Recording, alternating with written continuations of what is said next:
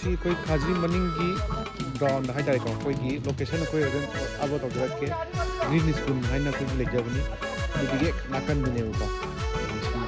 सी से मशीनी को से ट्रेन मंदा untuk makai kamu teman-teman cuma itu apa ya ini gitu mesin ini